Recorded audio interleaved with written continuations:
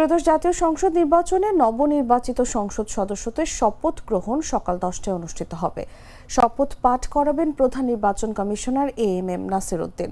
সোমবার সন্ধ্যায় এই তথ্য জানান নির্বাচন কমিশন সচিবালয়ের সিনিয়র সচিব আক্তার আহমেদ। ইসি সূত্র জানায়, বাংলাদেশ জাতীয় সংসদ সচিবালয়ের শপথ গ্রহণ কক্ষে এই অনুষ্ঠান হবে।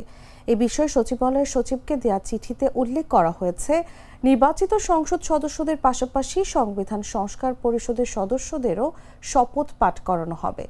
ইসির বেসরকারি ফলাফল অনুযায়ী 297টি আসনের মধ্যে বাংলাদেশ জাতীয়তাবাদী দল 209টি এবং বাংলাদেশ জামায়াতে ইসলামী 68টি আসনে জয় পেয়েছে। জাতীয় নাগরিক পার্টি 6টি ও স্বতন্ত্র প্রার্থীরা 7টি আসনে বিজয়ী হয়েছেন। ধানের শীষ প্রতীকে বিএনপি 49.97% এবং দাঁড়িপাল্লা প্রতীকে জামায়াত ইসলামী 31.76% ভোট পেয়েছে। মোট 50টি দল ও 274 জন স্বতন্ত্র প্রার্থী নির্বাচনে অংশ নেন। আদালতের নির্দেশে চট্টগ্রাম 2 ও 4 আসনের ফল স্থগিত রয়েছে।